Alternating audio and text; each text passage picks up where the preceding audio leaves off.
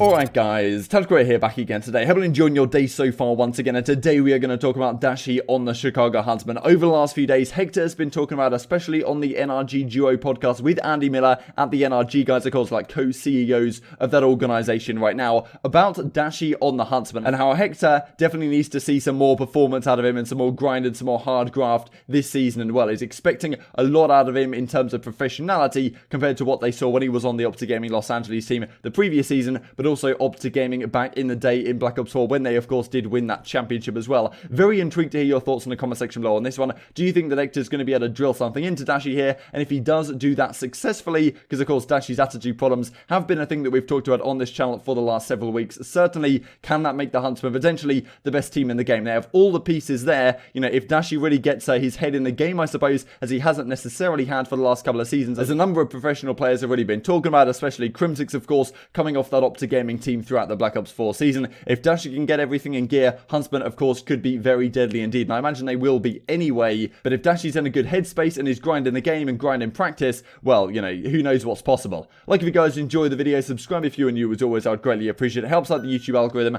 and all that good stuff. Just to talk about as well, Hitch is, well, running a lot of tournaments over the next couple of months through the off-season. I think there's going to be one throughout, you know, Modern Warfare 2, Ghost as well, and, well, what was the other one? Like a Warzone tourney, and there's another one coming soon towards the end as well. There was also this that I saw from Atlanta FaZe. They're doing next month a 4 vs 4 Black Ops 4 $25,000 invitational. I think there's 16 teams available in this one. 12 of them are going to be like professional players, but 4 teams are going to be like open teams that can go through an open bracket. Really, really cool to see. So if you want to get involved, the link is here, and everything, of course, will be linked down in the description box below, as it always is. Let's talk about this then. Before we get into things, just wanted to mention this. This came out from JCap, kind of implying that JCap was going to be a coach for next season somewhere. TJ Halley talked about JCap 415. If you could sit next to someone on this bench, who would it potentially be? Saying that JCap, and well, JCap comes out with this one, kind of implying he's going to be a coach somewhere next season. That seems the most likely outcome for JCap for me right now. And the fact that TJ Halley was saying it's, of course, currently on the OpTic Gaming Los Angeles as it stands right now, but maybe going elsewhere, as we talked about earlier today, if nothing else crazy happened during the day. You know, potentially JCap could be, you know, joining OGLA as their coach after competing on that squad earlier last season. But who knows where it'll go, but I think a coach is the most likely outcome for JCap. This is the clip then that came out from HECZ on the NRG podcast a couple of days ago. He has spoken with Dashy about being more professional, making sure he's turning up on time and all of this kind of stuff next season. Roll the clip. This year is going to be a year of transformation for Dashy, I think.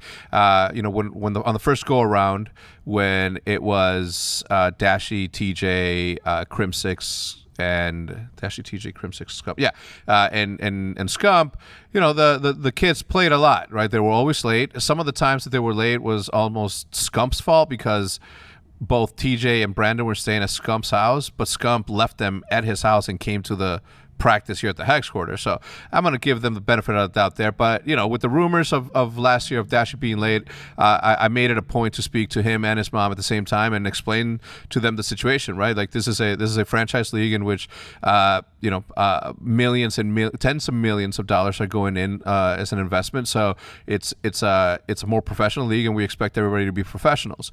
More than ever, Brandon needs to prove himself, not just to the fans or his teammates, but more importantly to me. God damn it, okay? I'm not going to put up with no bullshit of I'm late or this is why I'm late. Like, even today when we were doing the content, if somebody wouldn't have shown up, there would have been some cash missing from their paychecks, because, you know, it's time to grow up. I mean, it's been time, but now it's like it's time for me to grow up and actually put some repercussions. You know what I'm saying? So this is what Dashys career looks like, of course, so far. Through World War II, he kind of got scouted, picked up to the OpTic Gaming squad. Absolutely unbelievable level of performance at that Las Vegas event when he had like a 1.4, like with the Tempest in hand. All that kind of stuff was just ridiculous. The rest of the year, OpTic Gaming stayed pretty good, came a number of thirds, but they didn't really get quite over the line. And at the World Championship, they just came up short in a third place position. Then he gets stuck on the OpTic Gaming squad. It was kind of clear that he wanted to leave to go to the Chicago Huntsmen at the start of the next season, or the start of Modern Warfare season. That clearly didn't work out. He was stuck on this team, wasn't happy with it by any means, and I'll just share a couple of clips here from what Kenny and Chino had to say about his opinions on, or their opinions on Dashy as a teammate and as a player, and how he didn't necessarily believe in them and wasn't too willing to put in the hard graft that is required to compete at the top level of Call of Duty. This is certainly something that I think can happen when you're a player that gets gassed up so hard, right? You literally come onto OpTic Gaming, the biggest biggest brand, you win the first event, all the fans love you, like you're the best player in the game at the time, and you know, over the next few months things start to go sour, but in your own head you're still thinking you're the best player of all time, and it certainly can affect, I suppose, your drive and your willingness to practice, and well, eventually you'll somewhat fall off the pace, as we saw really over the Modern Warfare season, in my opinion. Let's share a couple of those clips. I'm just like benching Dashy, and then Why though? Picking up Can we a talk about person. that first? Oh yeah, sure. So what happened is we felt like he wasn't really giving effort in practice. It's not like he wasn't late. He was always there on time. But the thing is like when we would be practicing, people would be talking to him or like talking towards him. There was one case where I even was like, okay, we probably should have done this and that. Like, what do you think? And he just like ignored me. And then this Fugazi ass shit happened where he was trying to join Chicago before we even like got the sign or anything. And me and Austin were like, what the fuck? Keep in mind, TJ Brandon show up late almost like every other day, probably like a few minutes late, but sometimes it was OD. No cap, not even capping. Like I said, I still want to play with Cheese.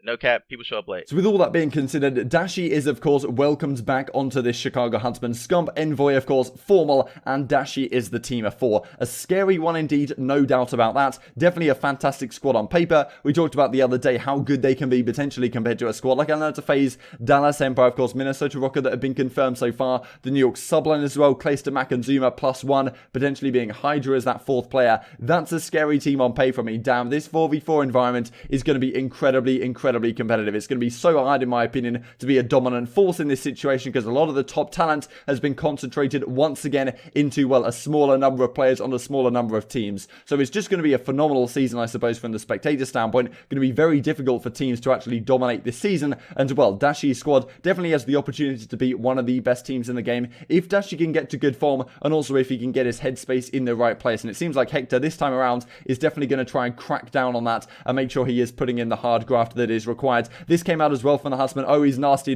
just with the sniper in hand. Playing Black Ops 4 the other day. Forgot how fun Dashy was to watch with the sniper, to be honest. You know, these couple of clips are pretty nasty indeed. I mean, that first one especially was pretty disgusting. And yeah, I mean, the shot punch, man, like, you know, good times, right, with Black Ops 4. Compared to what we saw with Modern Warfare, in my opinion, the game is so much more fun to watch and to play. But yeah, Dashy, obviously a phenomenal sniper. Question really is with the Huntsman as well. Who's actually going to snipe? I mean, look at this shot he hits. The second shot right here. Oh my god. Just ridiculous. Who's going to actually snipe next season between Dashy and Formal? If that is, well, obviously it's going to be the duo. So who snipes, right? Are we going to get maps like USS Texas like we had in, you know, World War II, where you could actually have 2 snipers? Quite often you would see like Scraps and Zero on the Red Reserve team, both using snipers on that map. I imagine that's not going to be the case because it's very rarely been the case that 2 snipers is ever the play in Search and Destroy. So someone's going to have to use it. And Formal and Dashy have both been great snipers over the last several years. Maybe they'll go back and forth with it to see what makes more sense, right? But, you know, in my opinion, I'd probably give it to Dashy based on this clip right here and also the other things that he's been doing over the last couple of seasons. To finish off the video, I wanted to talk about this pretty interesting storyline that, well, HECZ brings out regarding the Friendship League. This has certainly been a discussion that we've had throughout the off-season, really, of, you know, a number of players getting picked up onto teams. Maybe they wouldn't have got picked up onto those teams if they weren't, you know, great friends with those players. And as Parasite is saying, the only way I get back into the league, according to Sloss, Adam Sloss, Killer, world champion in the 2013 days, teammate with Parasite at that tournament on Freako Impact, is if I win every Challengers tournament without dropping a map, hard carrying my entire team, using a sniper while having leadership and play calling skills to, you know, especially hacking, all while being the most watched streamer easy. You're not getting into the league until it expands, says HECZ. Now, it certainly is, to my understanding, going to expand, or at least the plan is to expand by at least 4 teams next season into 2022. So I believe from 2022, we'll have at least 16 teams, maybe even more if they want to go down that route. But probably 4 makes the most sense for initial expansion, in my opinion. The current system is so dumb, it's controlled by friendships, not teams, and you're obviously not winning that battle, regardless of how skilled you are. Just how it is right now, head up and keep moving. This kind of echoes back really to what Crimsix and Clayster were talking about, that a lot of players right now don't actually try that hard, or don't exactly try hard to win. They just try to maintain their spots by having good KD and maintaining good friendships with a lot of players. And HECZ is saying that's one of the reasons why Parasite can't get back into the league right now, despite being a very talented player and doing very well over challenges. We talked about Scraps as well, the issues that he's had finding a team, and Parasite kind of hits him up like, yo, you know, are we going to run it back through challenges and all this kind of stuff. Also thought I'd mention this from Method 6, or a former player at the Heretics team when they were a squad in Black Ops 4 and even before that. that. Heretics CoD, you know, interesting, monocle kind of face going on right here. So who knows whether the expansion, if it does come in, as we just discussed, will Heretics be one of those teams? Will they get a Madrid spot? I would certainly love to see. If it does expand by 4 teams, I'm sure we'll talk about this in the coming weeks. If it does expand by 4 teams, I think certainly another European team has to be on there somewhere, or, you know, even a Sydney team or something crazy like that. That'd be really cool as well. But yeah, Heretics team, Madrid team, definitely on the cards if Activision decide to go down that route, which I would be intrigued to see. And this came out from Crimsix as well, referring to the Cold War Alpha. If you like skill-based matchmaking in video games, that says a lot about you. You have no drive, no confidence, no resilience, and no work ethic, and probably won't make it anywhere in life. And that is the tweet. Like if you guys enjoyed the video, subscribe if you're new. As always, I would greatly appreciate it. Thank you very much for watching, and I will see you next time.